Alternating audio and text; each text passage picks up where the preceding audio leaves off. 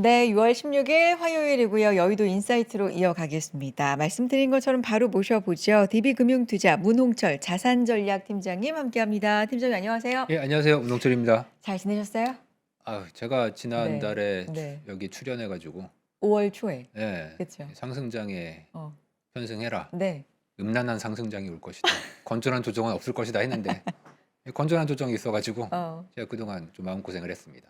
아, 그래요? 네. 마음고생하셨어요? 6월 달 이상이 얼마나 많이 흔들렸습니까? 어, 매일매일 서킷 브레이커였어서. 근데 그게 조금 마무리되는 시점에 왠지 아, 나오신 것 예, 같은데. 정말 다행입니다. 네. 지난번에 저는 뭐 여러 가지 말씀해 주셨는데 네. 다른 것보다도 왜냐면 저희가 뭐 문홍천 팀장님께 점쟁이가 돼 주세요 이런 요구를 하는 게 아니잖아요. 전 그런 요구로 받아들이고 있습니다. 그래요? 네. 아예 그런 요구 아니에요. 네. 예. 부담 안 가지셔도 되는데 저희가 요구 드리지 않았는데 네. 스스로 하셨던 말씀이 있어요. 예, 뭐라고 했죠? 예언이라고 하시면서 아, 예. 예언을 하겠다라고 하시면서 5월 초에 예. 뭐라고 하셨냐면 5월 말까지는 유가가 불안할 건데 네. 그 이후로 안정되다가 9월, 10월 되면 60달러대로 떨어질 거야. 네. 이런 예. 예언을 하셨는데 물론 요거는 아직 검증의 시간이 좀 필요해요. 왜냐하면 9월, 10월 안 왔으니까. 네. 근데 종전 얘기 나오고 확 지금 유가가 떨어지고는 있거든요. 제가 말했죠. 그래. 했지. 내 말했지. 이렇게 제가 얘기하고 있는데 제가 얘기하는 거 들어보니까 좀 재수 없더라고요. 아, 해째로 네, 또 이렇게 했지. 시작하는. 제가 이제 3개월 네. 간다. 음. 이제 6월 좀 연장돼서 한 6월 한 중순까지는 그래도 3개월 정도 되니까 혼란스러울 것이다. 하지만 그 이후에는 종전과 무관하게 사람들의 민감도가 떨어지면서 유가도 안정되고 뭐 증시도 다시 좋은 방향으로 이제 갈 것이다라고 그렇게 말씀을 드렸었죠. 네. 그래서 종전 얘기 나오고 뭐 전자서명 그리고 19일에는 이제 만나서 네, 서명하고 뭐 예, 이런 얘기 MOU 체결하고 조금 이런 가운데에서 80달러 초반 예, 간밤에는 7자도 봤어요. 네, 네. 이렇게 떨어지는 속도에 대해서는 어떻게 평가하세요? 정확히 저의 예상과 똑같이 오고 있다 얘기하면 또 재수없죠? 그 유가에 대해서는 좀 오해들이 많이 있으십니다. 어떻게요? 이제 원유 쪽은요, 음. 전쟁이 나잖아요. 네. 그럼 무조건 3배 오른다라고 때려요. 전쟁이 나면 네. 일단 예상을 3배부터 시작한다. 3배부터 시작해. 오. 예상하는데 패턴이 늘 그래요. 그러니까 그 패턴이란 게 늘 그렇다는 게 언제 늘 그렇다는 얘기냐? 뭐 50년 전, 60년 전부터 그랬습니다. 대표적으로 이제 90년의 걸프전.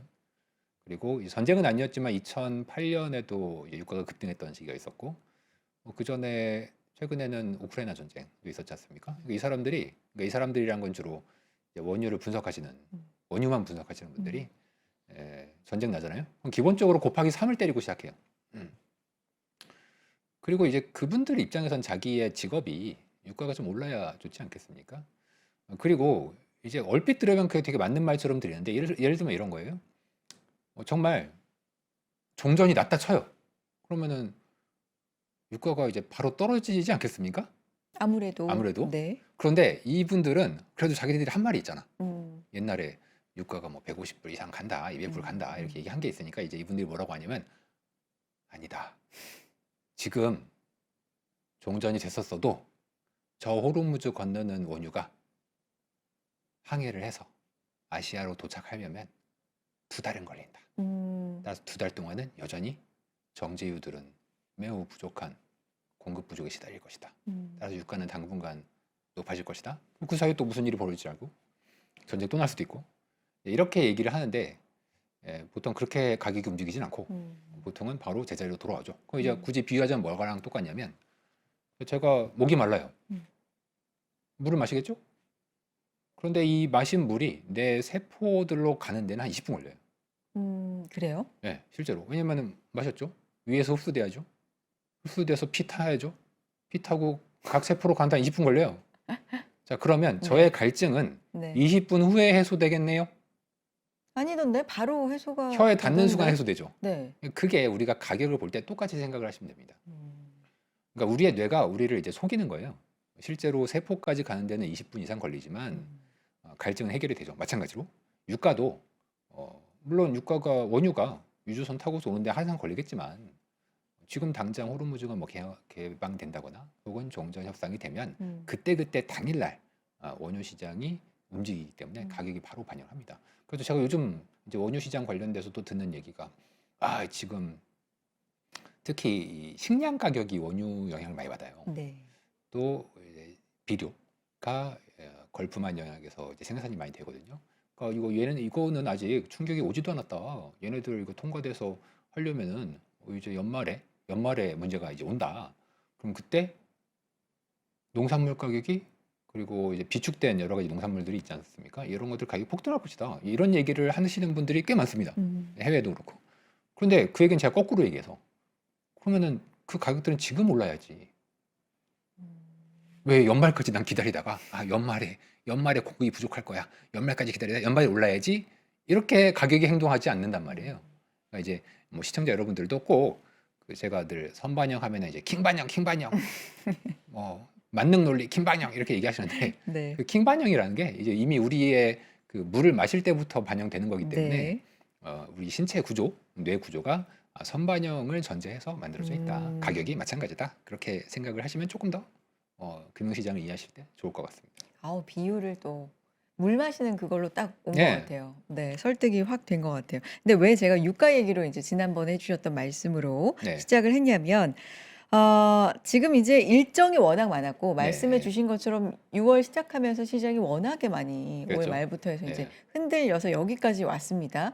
근데 그 과정에서 마지막 관문 하나가 남아 있는 게 FOMC다 지금 이렇게 예. 얘기를 예. 하고 있기 때문에 유가가 공교롭게도 FOMC 며칠 전에 종전 얘기가 나오면서 네. 이렇게 빠진다? 네. FOMC하고 이게 과연 우연일까? 뭐 이런 시각들도 네. 있고. 네. 우연일까라기보다는 저희가 얘기했던 필연이 그때에 맞춰서 재료가 어. 등장하는 거죠. 제가 얘기했던 필연이라는 건 어차피 모든 것은 3개월 동안의 유가의 불안 혹은 증시의 불안이랑 연결돼 있는 거고 무슨 짓이 있어도 그 이후에 그러니까 3개월 후 그러니까 6월부터겠죠. 6월 중순부터는 무슨 뉴스가 있어도 오히려 긍정적인 방향으로 진행이 될 수밖에 없을 것이다. 그렇게 저는 보고 있는 것이고 지금 FOMC 얘기하셨지 않습니까? 굉장히 중요한 시사점이 있습니다. 제가 이제 경제사를 거의 500년 이상 연구하고 있고 심지어 로마 시대 때 경제사도 공부하고 있거든요.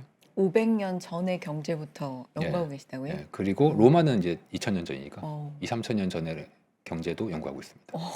개인적으로. 왜냐하면 요즘 AI 얘기 많이 하잖아요. 네네. 그 로마 시대 때 노예 경제랑 되게 유사해요. 그건 딴 얘기지만 네네네. 제가 왜 이 경제를 그 역사를 중요시 여기냐. 안타까운 얘기인데 중앙은행은 전쟁으로 유가가 오르잖아요. 그러면 긴축을 합니다. 원래 그럼 안 될 것 같죠. 네, 그렇게 해요. 중앙은행은 유가 때문에 뭐 한 3, 4개월 유가가 오를 거 아니에요. 옛날에 늘 그랬거든요. 그러면 경제가 좋아서 유가가 오른 게 아니지 않습니까? 그렇죠. 이제 비용 혹은 공급 사이드에서의 전쟁 때문에 유가가 오른 거잖아요. 그리고 물가도 오르고. 자, 지나가는 사람 여기 아무나 붙잡고서 네. 경제가 나빠요. 네. 수요가 안 좋아요. 근데 유가만 올랐어요. 네. 그럼 물가가 올랐습니다. 네. 그러면 중앙은행은 긴축을 해야 됩니까? 가만히 있어야 됩니까? 완화를 해야 됩니까? 물어보면 아마 대부분의 사람들은 그래도 가만히 있어야 되지 않을까요? 라고 아마 얘기할 거예요. 근데 지금 뭐 시청자분들도 한번 대답을 해보세요. 만약에 앵커님이면 뭐라고 대답하겠습니까? 물가가 근데 너무 많이 올랐으면 예. 요거는 인상도 고려를 해야 할 된다. 수도 있는 거 아닌가? 굉장히 선비시네. 여기 또 선비가 계셨네. 중앙은행들이 다 네. 선비거든요. 오. 네, 그래서 실제로 중앙은행들은 인상을 합니다. 연준은 인상 아직 안 했지 않습니까? 네. 뭐 20이 인상했고, 뭐 일본도 인상했고 오늘. 우리 한국은행도 인상 뭐 계속 할 거라고 하고 인상한 셈이죠. 연준은 인하를 하려다가 동결을 하겠다고 그렇죠. 하는 거잖아요. 이거 실질적으로 인상이에요. 그러니까 중앙은행들은 연준이 상대적으로 덜 매파적인 거지. 중앙은행들은 경제가 좋든 말든 물가의 원인을 따지지 않아요. 오르면 그냥 무조건 긴축으로 갑니다. 무조건. 그 긴축이란 건 인상. 금리 인상으로 네. 이제 간다는 거죠. 그래서 아마 이번 주 FOMC도 그런 면에서는 일본이나 ECB의 긴축, 뭐 한국은행의 긴축 태도와 거의 유사한 방향으로 전체적인 회의는 갈 것이다. 그 어떤 말씀이에요? 인상을 예상하시는 거예요? 인상까지는 아니니까 상대적인 거죠. 네네. 연준은 금리를 인하한다고 했다가 네. 인하를 안 하는 거니까 아. 사실상 인상이죠. 그러니까 조금 매파적으로 네. 돌아설 것이다라는데 네. 인상은 아니고 그러면 동결 예. 기조를 하지만 예. 그것만으로도 네. 과거에 비해서는 매파적으로 돌아선 매파적인 것이고 것으로. 이미 돌아선 지는 또 한참 됐었었고 음, 이제 소수 의견으로 인상 얘기하시는 분도 꽤 있거든요. 그러니까 아마 이번에도 꽤 있을 겁니다. 네. 게다가 저는 늘 정치의 관점에서 FOMC 인사들을 보는데 FOMC나 중앙은행 사람들이 우리는 정치로부터 중립적이다. 우리는 경제, 데이터 디펜던트한 판단을 내린다라고 말로 하죠. 전 지금까지 일하면서 단 한 번도 그런 적을 본 적이 없습니다. 중앙은행 인사들이야말로 그 누구보다 정치적인 사람들입니다. 그래서 지금 연준 이사진들의 분포를 보면 여전히 민주당 쪽 사람들이 많이 있거든요. 그래서 그 사람들 제가 얘기하는 거 제가 다 보거든요. 네. 지금까지 히스토리. 제가 FOMC를 안 봐요, 사실은. 네. 근데 그 FOMC를 안 본다 뿐이지 그 네. 연준 전체적인 사람들 성향은 다 봅니다. 근데 음, 그 사람들이 똑같은 상황에서 말이 바뀌어요. 네. 예를 들어서 옛날에 고용이 그렇게 좋을 때는 지금 여전히 코로나에 우려가 남아있다. 완화적인 태도를 유지해야 된다. 이러던 사람들이 요즘 경제 별로 안 좋거든요. 미국. 그럴 때는 오히려 물가 때문에 긴축을 해야 된다. 똑같은 사람이에요. 지금 말하는 사람이. 제가 누구라고 얘기 안 하겠습니다만. 그러니까 이런 상황을 제가 계속 보기 때문에 이 사람들은 전부 다 정치인들이다. 따라서 지금 워시는 트럼프가 앉힌 사람이지 않습니까? 네. 그러니까 이사진 내에서 그리고 지역 연준도 약간 매파인데 이사진과 지역 연준 인사들의 아주 강력한 정치적인 저항이 있을 겁니다. 네. 저항이란 건 매파적으로. 그 팀장님 말씀 때문에 네. 그 부분 때문에 제가 이제 유가로 시작한 이유가 있는 거예요. 네, 말을 네. 이 대담을 네. 워시 케빈 워시의 첫 번째 FOMC잖아요. 그렇죠. 근데 그 FOMC 전에 바로 며칠 전만 해도 이제 전쟁 중이고 유가가 네. 워낙에 높다 보니까 인하를 하라고 트럼프 대통령이 앉힌 사람인데 네. 인하를 하기에는 지금 상황이 인하를 할 수 네. 없는 상황이고 네. 인상까지도 얘기가 나오고 있는 상황에서 첫 번째 회의에 들어가는데 그 며칠 전에 종전 얘기가 나오면서 이제 예. 거의 종전으로 들어갔고 예. 아주 유의미하진 않지만 그래도 $80 뭐 그 밑으로까지 네. 유가가 떨어졌으니까 워시한테는 좋은 핑계. 이제 좀 더 지켜볼 수 있다. 동결을 하면서. 네. 그러니까 완전히 매파적인 얘기는 안 할 수 있는 빌미, 핑계 네. 그런 환경이 제공된 게 네. 아닌가라는 저는 생각에 드린 질문이었거든요. 네. 동의합니다만 그래요? 동의합니다만 네. 워시는 지금 상황이 제가 얘기했잖아요. 중앙은행장들은 다 정치인들이라고. 음, 그럼 지금 상황이 유가를 보니까 안정됐네. 어, 지금 종전이 사니까 괜찮아졌네. 네. 이래서 워시가 비둘기적으로 얘기하는 게 아니고요. 네. 그냥 워시는 비둘기예요. 음, 그리고 그 비둘기인데 논리를 종전이나 유가 안정을 대겠죠. 그러니까 얘는 논리일 뿐이지 명분일 뿐이지 실제로는 워시는 비둘기적인 얘기를 기자회견에서 할 수밖에 없을 건데 다만 워시가 혼자서 결정을 하는 게 아니란 말이에요. 그렇죠. 중앙은행은 어느 나라나 다 이사회의 맞죠. 의견을 네. 중재해서 만들어지는 건데 이사회는 여전히 민주당 쪽 사람들이 많기 때문에 워시가 내리고 싶어도 자기가 소수 의견을 내면서 중앙은행장이 소수 의견을 낼 수는 없어요. 그래서 워시도 그냥 대세에 따라가는 방향으로 결론은 내고 대신 기자회견은 혼자 하는 거지 않습니까? 기자회견에는 상대적으로 톤 조절을 좀 완화적으로 하겠죠. 네. 그런 정도로 저는 이번 FOMC를 예상하고 있습니다. 그럼 팀장님, 우리가 이제 관심이 있는 건 사실은 네, 이게 주식 시장에 어떤 영향을 줄 그렇죠. 것인가. 기승전 주식. 그러니까요. 네. 기승전 주식이 지금 관심이 네. 있기 때문에 그러면 이제 가정이에요. 어떻게 될지 네. 아무도 모르죠. 근데 가정인데 네, 팀장님 말씀으로는 동결은 할 거고 워시는 원래 비둘기고 원래 비둘기예요. 네, 원래 비둘기고 네. 뭐 여러 가지 얘기해 주셨잖아요. 네. 가정을 해서 주식 시장의 영향으로 좀 연결시켜서 시나리오를 좀 주시면 어때요? 네, 시나리오 없어도 됩니다. 없어도 돼요? 그냥 워시가 어.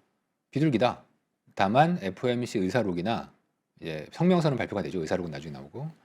근데 성명서 상으로는 상대적으로 뭐 반대파들이나 혹은 내용 자체는 다소 긴축적일 수 있죠.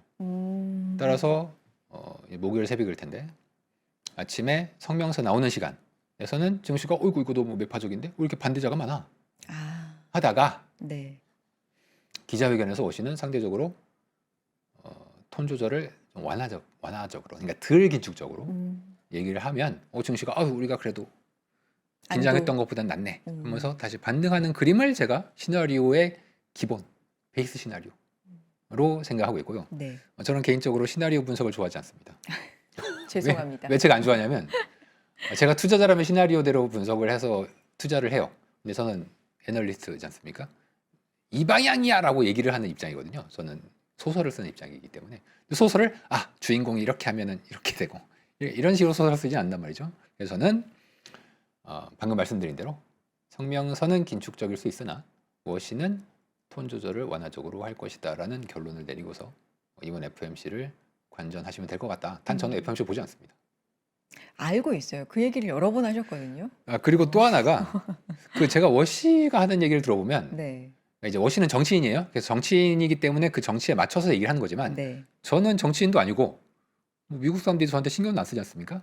제가 생각하는 중앙은행은 이래야 된다라는 저의 철학도 있어요. 그렇죠. 저도 일을 하기 때문에. 근데 원래 제가 가지고 있던 그 중앙은행이 이래야 된다는 철학에 워시가 그나마 맞아요. 어떤 부분이에요? 워시가 점도표를 없애겠다. 그렇죠. 저도 200% 동의합니다.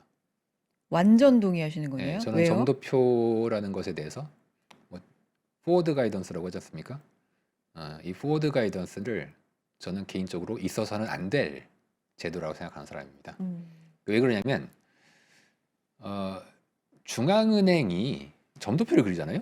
그러면 마치 중앙은행이 미래를 아는 것처럼 잘못 비칠 수가 있어요. 시장이. 시장한테. 네. 중앙은행도 시장이랑 모르는 건 똑같아요. 오히려 더 몰라. 왜 더 모르냐면 원준에 박사가 1000명이나 있는데도 경제 지표를 일반 시장보다 더 잘 못 맞추지 않습니까? 그건 뭐 못 맞추는 건 그렇다 쳐. 그런데 왜 더 큰 문제가 있냐면 정치 조직이라고 얘기했잖아요. 연준도. 그럼 그 정치 조직이니까 편향이 생겨요. 분석을 할 때 편향이 생겨. 그 편향이 생기면 이게 정책 대응할 때 굉장히 큰 문제를 일으킵니다. 그 편향을 오히려 더 픽스시키는 게 점도표예요. 이미 이 사람들은 편향이 돼 있어요. 그런 상태에서 점도표까지 그렸어. 사람이라는 게 내가 옛날에 무슨 말 하잖아요. 그러면 실제 상황이 잘못 돌아가도 뇌가 계속 망상을 돌려요. 이게 아닐 거야.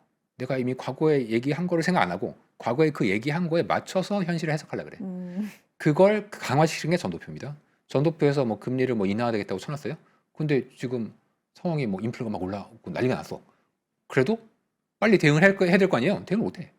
왜? 점도표를 이미 찍어놨거든. 찍어놓은 게 있으니까. 그럼 언제 대응하냐? 더 이상 빼도 박도 못하는 큰일이 터져야 이제 늦게서야 대응하는 거예요.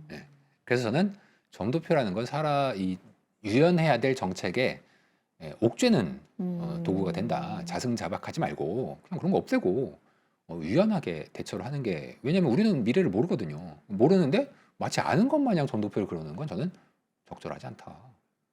이번부터 없어지나요? 없어진다는 얘기는 했는데 워시 혼자 얘기고 그러니까. 네. 없앨지는 모르겠어요. 가봐야 될 것 근데 같습니다. 이제 본인은 그러고 싶다라고 미리 본인은 얘기를 얘기를 했죠. 한 거고, 본인은 그렇게 얘기했죠. 뭐 여러 가지 하고 싶은 것들은 얘기를 한 것 같아요. 좀 연준 이사들도 시장과의 소통을 좀 줄였으면 좋겠고, 뭐 저도 인터뷰 같은 제 거. 생각도 정확히 똑같아. 그것도 똑같으세요? 정확히 똑같아.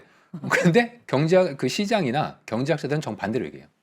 중앙은행이 시장과 명확하게 소통해야 된다고 생각해. 이거 완전 말도 안 되는 소리입니다. 왜 말도 안 되는 소리냐면 얼핏 보면 이게 맞는 말처럼 들려요. 되게 그렇잖아요. 왜냐면 기자들은 맨날 질문하고 중앙은행이 무슨 생각하는지 궁금하고 시장도 그렇고. 근데 문제는 중앙은행이 아는 게 없어. 아는 게 없는데 말을 하면 노이즈가 돼버려요. 그래서 제가 FOMC 안 본다 그랬잖아요. 제가 FOMC 안 보는 이유가 그런 거예요. 근데 중앙은행들이 그런 식으로 마치 자기가 뭔가를 알고 더 아는 것 마냥 사람들이 착각을 하고 있고, 중앙은행이 하도 얘기를 하라니까 가서 프레스와 같이 얘기를 해버리면 시장이 그거를 잘못 알아듣는단 말이에요. 그 나중에 그러니까 시장이라는 거 이제 현실이 바뀔 수 있잖아요. 경제 지표나 뭐 인플레나 성장이나 바뀔 수 있지 않습니까? 언제든지.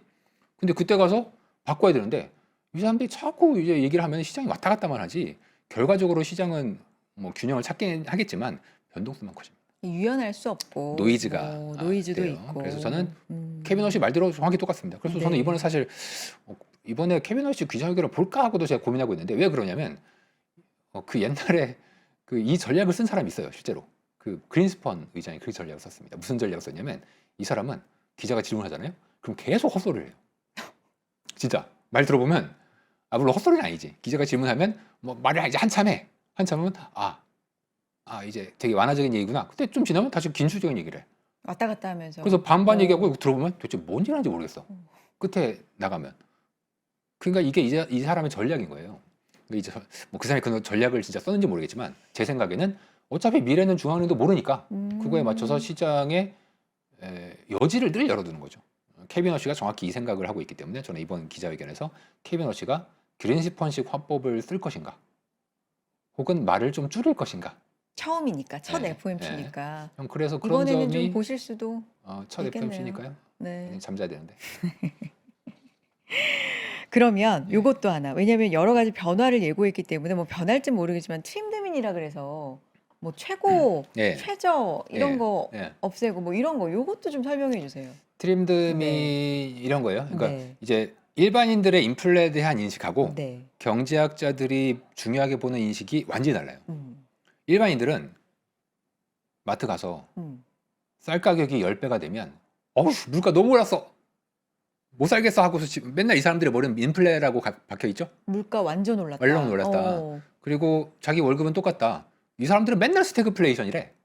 그러니까 뉴스도 맨날 스태그플레이션 우리가 이렇게 나오죠. 근데 스태그플레이션이 그렇게 잘 일어나지 않아요. 물가는 뭐 늘 떨어지든지 오르든지 뭐 이러는 거지. 스태그플레이션이 잘 안 일어납니다. 근데 지금 이제 화면에 표시된 그림을 잘 보시면 네. 트림드 미니 현재 클리블랜드 거는 5월 달까지 나와 있습니다. 네. 가느다란 하늘색 선이에요. 근데 잘 보세요.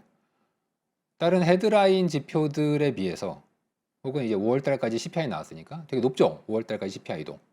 근데 트림드미는 별로 안 움직이죠.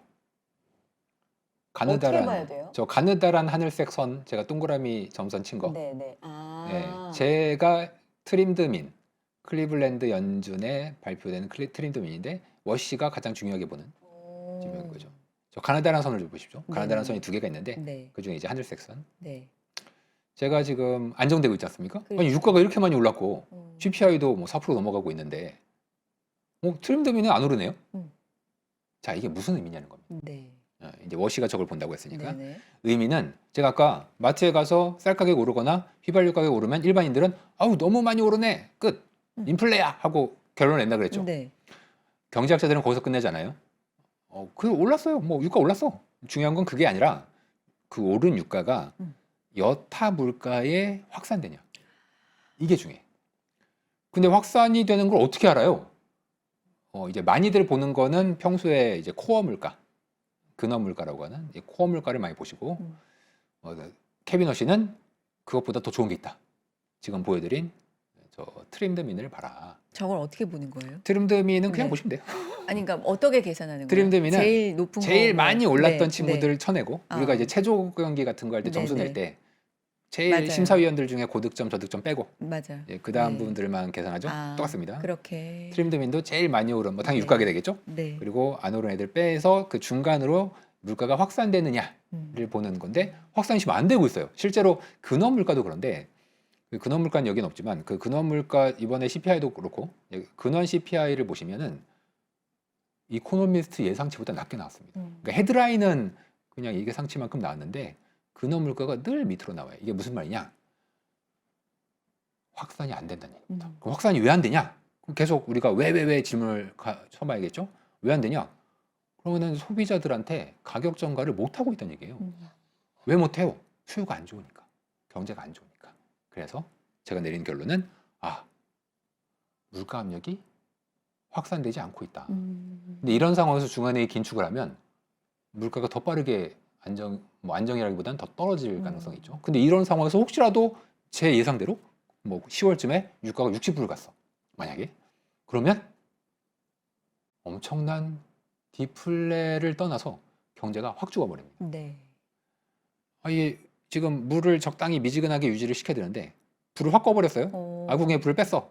그러면은 미지근한 게 아니라 확 식어버리죠. 차가워지죠. 그런 국면이 아마 올해 말 정도에 벌어질 수 있고 안타깝게도 과거에 비슷한 일들이 자주 있었기 때문에 저는 중앙은행들이 지금 잘했으면 좋겠지만 역사적으로 중앙은행들이 늘 똑같은 행동을 했기 때문에 네. 뭐 이번에도 그렇게 할 것 같습니다. 알겠습니다. 우리가 지금 FOMC를 앞두고 있고 케빈 워시의 첫 FOMC이기 때문에 조금 더 주목도가 네. 높아서 그 네. 얘기에 조금 시간을 쓰고 있는데 마지막으로 FOMC에 대해서는 요것만 마지막으로 좀 여쭤볼게요. 네. 그 대차 대조표 축소 요것도 케빈 워시가 이제 얘기했던 부분이어서 관심을 네. 상당히 많이 받았죠. 그렇죠. 요게 뭘 어떻게 한다는 거고 시장은 이걸 어떻게 받아들일까요? 결론부터는 오해다. 네. 오해다? 네. 어. 케빈 워시가 QE를 싫어한다는 것은 오해다. 오해다. 케빈 워시는 지금의 자산 매입을 반대하지 않을 것이다. 그러니까 반대한다. 이제 안 사주겠다라는 네. 걸로 시장은 받아들였잖아요. 그렇게 받아들인 건 오해다. 오해다. 네, 잘못됐다. 감히 무농처리. 시장이 잘못됐다. 그게 왜 오해냐? 자, 케빈 워시가 옛날에 연준의 이사였어요.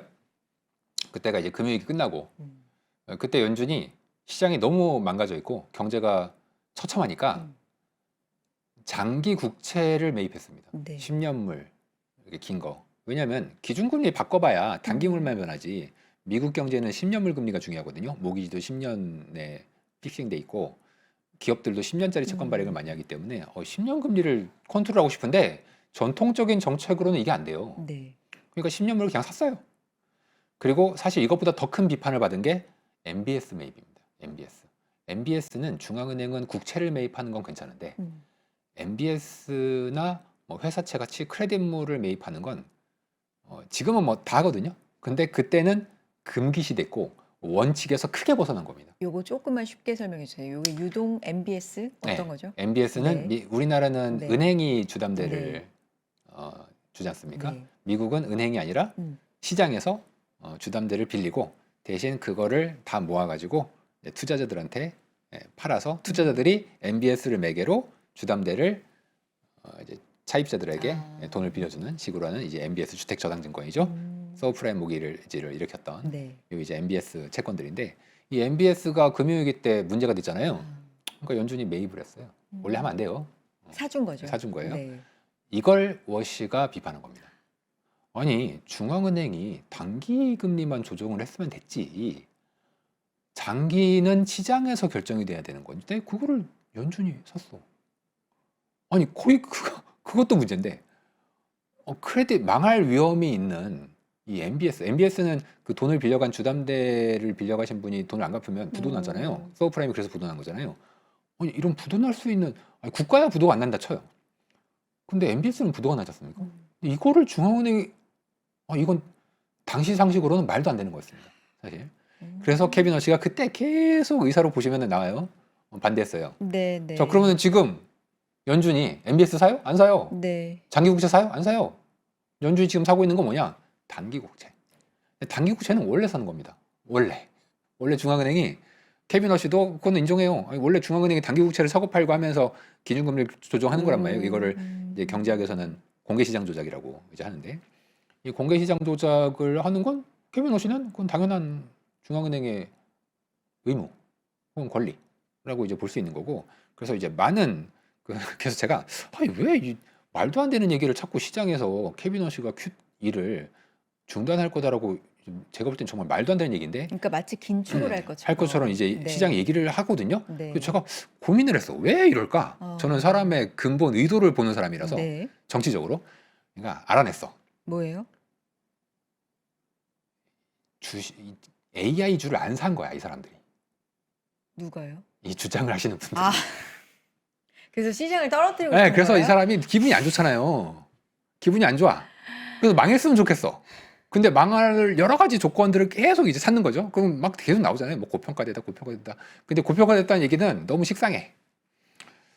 그런데 케빈 워시가 새로 오네. 이건 새로운 제재로죠. 그래서 요걸 빌미로 시장에 빌미로. 공포를 좀 주자, 떨어뜨리자. 그 김에 조정에 AI를 사자. 조정되면 아마 살걸요?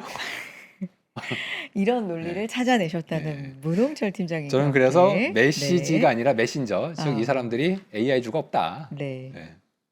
AI주 말씀하셨으니까 네. 팀장님조차 지금 이 모든 상황을 주식으로 지금 네. 연결을 시키시는 지금 그런 상황이잖아요. 지금 누가 채권 사요? 네, 저도 주식 때문에 지금 굉장히 마음이 아픕니다. 왜요? 저도 AI주가 별로 없어요. 저는 뭐 퇴직의 인덱스만 가지고 있기 때문에. AI주가 그래서 그 말씀하신 것처럼 지금 흔들리다가도 가고 네. 흔들리다가도 가고 이런 네. 건 결국에는 지금 뭐 반도체를 비롯한 기술주예요. 네. 네. 요게 어디까지 갈 건지, 네. 지금의 상황은 어디에 와 있는지 너무나 질문을 좀 많이 받으시겠지만 네. 또 질문을 드려봅니다. 네. 지금 상황 어떻게 판단하고 계세요? 그냥 가라. 그냥 가라? 네. 그리고 방금 얘기하셨듯이 네. 조정받다 가고 하지 않습니까? 맞아요. 시장이 건전하다는 얘기입니다. 음. 시장이 진짜 불건전하면요, 버블이면 조정 자체가 없어요. 그냥 수직 급등을 해버리기 때문에 그럴 때가 우리가 고민을 해야 되는 거지. 지금처럼 건전하게 조정받다가 야하게 올랐다가 건전하게 조정받다가 음란하게 올랐다가 이러잖아요. 아니, 음란하게 오르는 건 뭐예요? 건전하는 거의 반대가 뭡니까? 오. 음란하다. 그런 거예요? 네. 알겠습니다. 어쨌든 폭력적으로 좀 네, 오른다. 폭력적으로 이렇게 오르고 어. 하면은 이게 반복되면은 시장이 네. 아직 제정신이 있다는 얘기잖아요. 네. 제정신이 있을 때는 파티가 끝나지 않습니다. 지금은 파티에 네, 동참을 동참을 해야 할 여전히 때다. 해야 될 때다. 그 중심은 AI고. AI고 지금 주도주죠. 그냥 주도주. 네, 괜히 네. 이럴 때 네. 아직 너무 쟤는 비싸서 못 사겠어. 지금 안 오른 거 싼 거 그러지 마세요. 제발. 그냥 주도주 가시는 겁니다. 그냥 올라타야지. 이럴 때 머리를 너무 깨끗하게 뭐 옛날 영화 빅숏을 잘못 보셔가지고 이제 그런 일들이 벌어지는 건데 머리를 너무 이성적으로 선비의 마음으로 가시면은 나중에 더 마음 아픈 일이 벌어진 거고 오히려 조정 없이 계속 급등하는 장이 위험한 거지. 네. 지금처럼 조정받고 가고 하는 건 오히려 건전하다. 그럼 그 조정, 건전한 조정이라고 말씀해 주셨는데 조정에도 늘 핑계가 필요하잖아요. 그렇죠. 그 핑계로 잊을만 하면 나오는 게 뭐가 있을까? 첫 번째, 버블. 네. 버블, 고점이다. 네. 두 번째, 이 버블의 이제 근거가 돼주는 건데 빅테크들이 자꾸 돈을 빌린다. 네. 그리고 그걸 돌려막는다. 네. 또 세 번째는 간간히 이제 뭐 아주 돌발적인 이슈들이죠. 뭐 전쟁이라든지 네. 뭐 이런 것들, 그리고 금리 같은 네. 어떤 매크로적인 네. 이슈들, 뭐 사모대출, 네. 바퀴벌레론도 뭐 네. 나오고 이런 것들이잖아요. 네, 네, 네. 이거 다 필요 없다. 그냥 파티다. 지금 이런 주장이신 거예요. 제가 지금이랑 많이 비유를 하는 게 뭐 네. 2005년, 6년, 7년의 시장들을 네. 제가 경험을 해보면 그때도 똑같이 문제가 있다. 그 뭐 궁금하신 분들은 영화 빅숏을 보세요. 영화 빅숏에서 빅숏을 하신 분들은 다 죽었고요. 혼자 마이클 머리 같은 사람 아주 일부만 겨우겨우 소송의 리스크와 망할 리스크를 깨고서 그나마 이제 마지막까지 살아남아서 돈을 벌었죠. 마지막까지 살아남은 이유는 뭐냐? 현금이 있었기 때문입니다. 현금이 없으면 파생 계약들은 대부분 레버리지이기 때문에 내 생각과 반대로 가면 현금을 계속 박아 넣어야 돼요. 네. 현금이 바닥나면 그냥 자기가 옳았어도 포지션이 성산돼 버려요. 그런데 이제 마이클 머리 같은 일부, 극히 일부 분들은 이 현금으로 막아 넣으면서 계속 이제 버텼던 거죠. 지금 아까 말씀드렸던 그 여러 가지 요소들이 있지 않습니까? 근데 그런 맞아요. 것들은 이제 말씀드렸던 것처럼 뭐 제가 그 하나하나한테 다 저만의 이제 논리와 네. 반박 논란이 있기는 하지만 네. 그런 것들이 있다는 것 자체가 오히려 걱정의 벽을 타고 오른다. 주가가 오를 수 있는 것이기 때문에 계속 하셔도 됩니다. 간밤에 네. 제가 이제 저희 클로징 벨에서는 다루지 못했는데 엔비디아가 네, 돈을 200억 달러를 빌렸죠. 그렇죠. 네. 엔비디아가 그렇게 돈이 많은 회사가 네. 근데 주가는 올랐어요. 네. 그러니까 이게 어떻게 보면 투자자들도 누가 돈을 소위 네. 땡기느냐에 네. 따라서 이걸 네. 평가를 좀 다르게 하는 것 같기도 하고. 그 똑같은 재료에 주가가 네. 떨어질 때도 있고요. 그렇죠. 똑같은 재료 주가 오를 때도 있습니다. 자, 그럴 때는 그냥 분위기가 이렇구나라고 그렇구나 인정을 해야지. 그거를 마치 자기의 가치 편단을 넣어서 아니 돈 많은 애가 돈을 빌리는 거 이게 나쁜 거 아니야? 내가 볼 땐 나쁜데 그렇게 생각하시면 안 돼요. 시장이라는 거는 미인 대회예요. 내 눈에 이쁜 분을 선택하는 게 아니고 사람들이 볼 때 이쁜 사람을 선택을 해야 되는 겁니다. 즉 시장에서는 지금은 오히려 투자를 많이 하면 더 좋은 거네. 빚을 빌린다? 더 좋은 거야. 지금 빨리 해. 오히려 돈을 보수적으로 운용을 하면은 주가가 떨어져요. 오히려. 그러니까 지금은 이제 올라타야 될 때다. 진짜 시장이 안 좋았으면 진짜 돈이 없나 보다. 빚을래? 원래 캐펙스를 많이 하는 회사가 아닌데 이런 식으로 캐펙스를 한다고? 그럼 안 좋지. 물론 재무 학문에서는 그렇게 봐요. 왜냐면은 워렌 버핏도 그렇지만 이제 가치주를 하시는 분들은 캐펙스를 그렇게 좋지 않게 봅니다. 왜냐면 감가상각으로 계속 돌아야 되는 고정비 개념이기 때문에 위험한 건 맞지만 그거는 이제 먼 미래의 일인 거고 지금 당장은 분위기에 편승을 해야 되는 게 훨씬 더 시장 입장에선 맞는 길이라고 할 수 있죠. 그리고 시장의 해석이 이거는 AI 생태계를 구축하는데 더 돈을 쓸 거고 예. 돈이 정말 없어서 하는 게 아니라 건전하게 지금 건전하게 하는 거고 오히려 레버리지 효과가 어, 있어요. 그러니까 예를 들어서 레버리지 효과가 어떤 방식으로 또 있냐면 네, 지금 빅테크들의 매출을 네, 서로 이제 벤더 파이낸싱이라고 해서 서로 돌려막는다 이런 얘기 하지 않습니까? 네. 근데 그 얘기를 사람들이 이제 얘기하면 야 벤더 파이낸싱이야 자기들끼리 돌려막아 이건 안 좋아 이렇게 생각하는데 저는 또 반대로 봅니다. 잘 보세요. 이게 옛날에 우리나라 뭐 지금도 그렇지만 순환출자하죠. 순환출자랑 비슷해요. 순환출자를 왜 하냐? 무이자 레버리지 효과가 있기 때문에 순환출자를 하는 거예요. 무이자 레버리지로 나의 경영권을 방어하고 지분을 지킬 수 있는 효과가 이 순환출자에 있는 거잖아요. 벤더 파이낸싱이 똑같습니다. 네. 마치 순환출자듯이 자기들끼리 먹기잖아요. 그럼 어떤 효과가 있냐? 레버리지 효과가 있어요. 레버리지 효과가 있다는 얘기는 뭐냐? 자, 예를 들어서 벤더 파이낸싱으로 인해서 실제 빅테크들의 수익 중에 대략 60% 이상이 AI와 관련된 자기들끼리의 먹고 먹히는 벤더 파이낸싱이고 자기들끼리 투자해서 지분 가치 상승에 따른 수익 증가다 이런 식으로 나와요. 네. 얼핏 보면 이게 되게 무섭거든요. 네, 근데 네. 저는 거꾸로 그러면은 변동성이 더 커지겠구만. 올라갈 때 더 많이 오르겠네. 이런 생각을 저는 합니다. 그러니까 분위기에 편승하셔야 돼요. 지금의 벤더 파이낸싱 같은 것들은 오히려 주가가 더 오르게 만드는 요소지. 이게 물론 위험해졌지. 레버리지라는 게 위험하지 않습니까? 네. 위험해요. 근데 그건 떨어질 때 위험하다는 거지. 상승을 오히려 더 가속화시키는 면들이 있기 때문에 분위기에 그때그때 대응을 잘해야지 이거에 대한 자기의 가치 판단을 넣어서 고평가됐어. 맞지 않아. 이런 식으로 시장 접근하면 지금은 그냥 벼락거지가 된다. 그러니까 포모라는 게 여러 가지가 포모, 있잖아요. 예. 뭐 안 산 것도 예. 있고 덜 산 것도 있고 있고, 일찍 판 것도 판 것도 있고 뭐 있고. 이런데 네. 어쨌든 이런 분위기를 잘 지금 상황에서는 예. 읽지 못한다 보면 그런 예. 포모가 올 수 있다. 좀 분위기 파티에, 놓고 매매하지 마시고 어. 그냥 가만히 있으면 된다. 근데 이제 분위기 보니까 무동철 팀장님도 약간 포모예요 지금. 저는 원래 채권쟁이라서 주식은 그냥 퇴직에만 있고 개인적으로 그러니까요. 이 새가슴이라 주식은 그렇게 많이 하진 않습니다. 자, 환율 얘기도 네. 이제 시간이 얼마 안 남아서 환율 얘기도 사실 좀 여쭤보고 싶은데 네.